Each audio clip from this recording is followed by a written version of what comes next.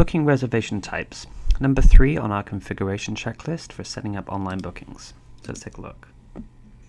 Okay, so here on the left, the system has given us by default a number of popular booking types, which we can choose to enable or disable for our club.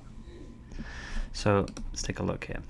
Playing a game with, bringing in a guest, still looking for a player, and solo practice. By default, these are our 4 that will be available to any member making a reservation. To understand them a little better, we'll pop over to a live club and just take a look here. So we can see that it's only got 1 sport, so it's already set.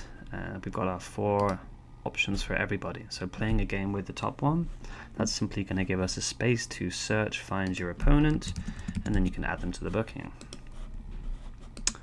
Bringing in a guest, that's just going to give us a space for the guest name, and if you set up to charge additional for guests from reservation rates, they would have to pay at this point. Still looking for a player. Okay, so this gives the ability to book a court when you don't know your opponent yet. We can set up how long before it's auto-cancelled. Right now it's set for 2 hours before the match, so you do have to come back if this were your club and add your opponent's name, otherwise it would be cancelled. We can also help you find one, so you set the point spread here from your ranking, and then any opponent that falls into that bracket will be able to accept the booking and make it that way. And then finally, solo practice. Pretty self-explanatory. You can enable it and then limit what times of day or what types of members are able to book it, which is the most popular way to do that. So if we go back, you've got the first 4. After this, it's admin, and it's more for closing the courts and telling the members what's going on, or the explanation for it. So we've got, league, tournament, maintenance, perhaps they're closed for the day.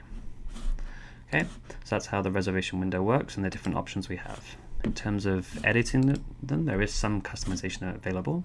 So let's look at still looking for a player for our example from before here. Okay, so background color on the booking, so you can distinguish between different types.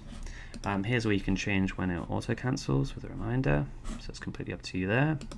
And then depending on how many sports and disciplines you have at your club, this is here where you're going to be able to enable this type of booking.